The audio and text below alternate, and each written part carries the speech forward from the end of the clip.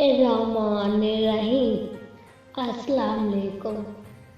تفسیر امام میں مذکور ہے کہ ایک روز ایک مرد مومن آن حضرت صلی اللہ علیہ وآلہ وسلم کی خدمت میں حاضر ہوا۔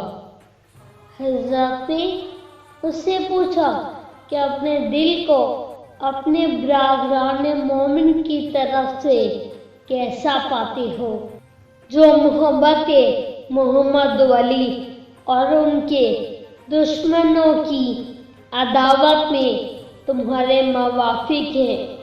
اس نے عرض کی، میں ان کی مثل اپنی جان عزیز رکھتا ہوں۔ جن باتوں سے ان کو تکلیف ہوتی ہے مجھے بھی ہوتی ہے، اور جس سے ان کو خوشی ہوتی ہے مجھے بھی ہوتی ہے، اور جو کچھ ان کو غمگین کرتا ہے مجھے بھی غمگین کرتا ہے۔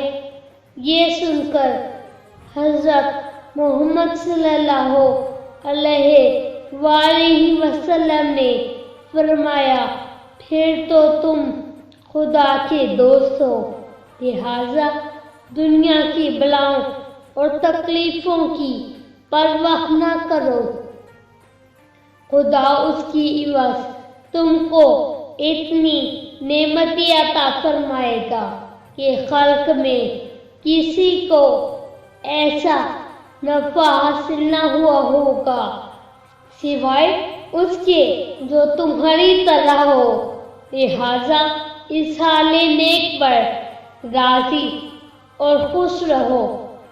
ان فرزندوں، غلاموں، کنیزوں اور دولت کے عوض جو دوسروں کو حاصل ہے، کیونکہ اس حال میں تم تمام امیروں سے زیادہ غنی ہو، لہذا اپنے تمام اوقات کو محمد و آل محمد پر درود بھیج کر زندہ رکھو۔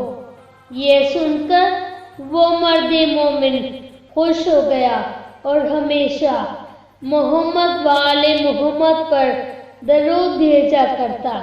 ایک روز دو مشہور منافقین غاصبان حقوق آل محمد سے اس کی ملاقات ہوئی۔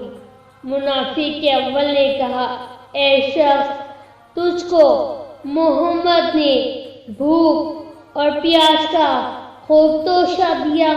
دوسرے نے کہا، محمد نے آرزوئے باطل اور جھوٹے وعدوں سے، جن سے ہمیشہ معاذ اللہ دوسروں کے ساتھ کھیلتا رہتا ہے، اچھا توشہ تیرے ساتھ کیا ہے۔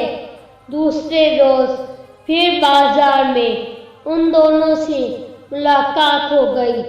انہوں نے آپس میں مشورہ کیا کہ اس سے مذاق کرنا چاہیے۔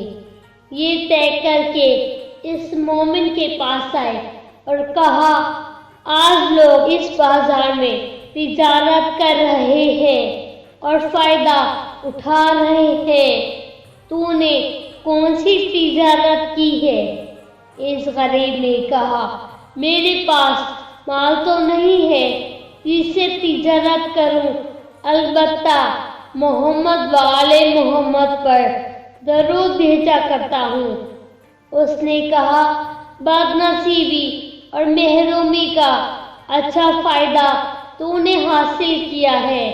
جب گھر جائے گا تو بھوک کا دسترخوان تیرے لیے بچھایا جائے گا، اور بد نصیبی اور ہر ماہ کے طرح طرح کے کھانے اور شربت و پانی اس پر رکھا جائے گا۔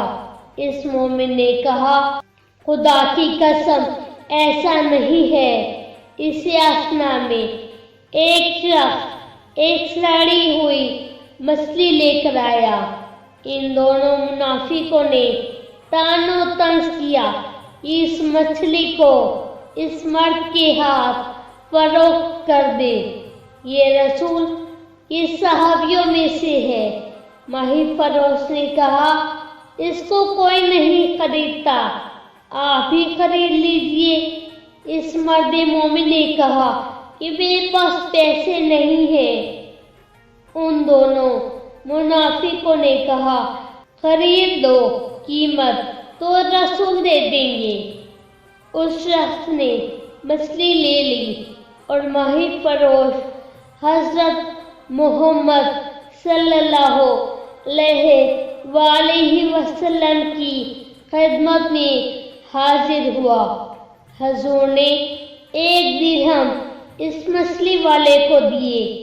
وہ یہ قیمت پا کر بہت خوش ہوا اور کہا یہ درہم تو کئی مچھلیوں کی قیمت ہے۔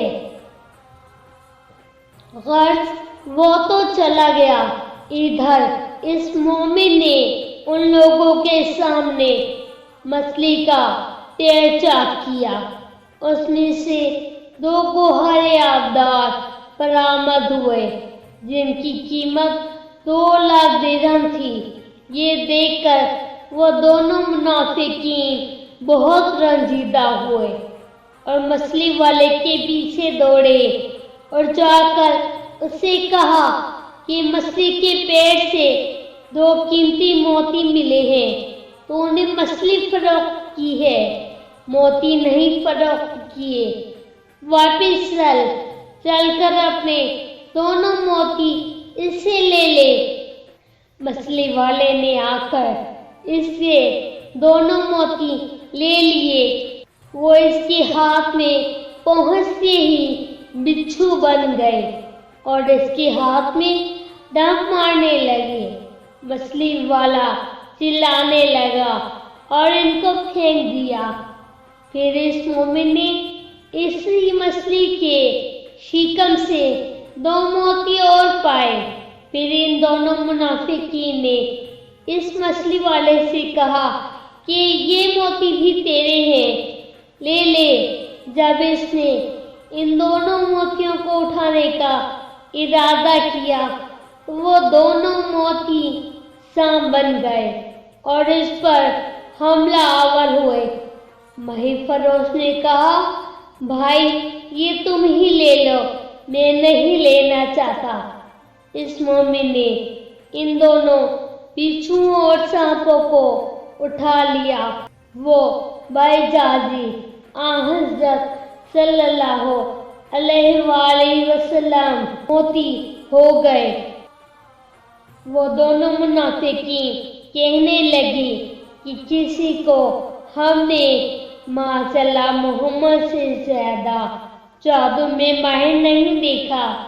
اس مومن نے کہا کہ اے دشمنان خدا، اس خدا پر ایمان لاؤ جس نے تم پر اپنی نعمتیں تمام کی ہیں اور اپنے عجائبات قدرت تم کو دکھلائے ہیں۔ پھر وہ چاروں موتی لے کر حضور کی خدمت میں حاضر ہوا۔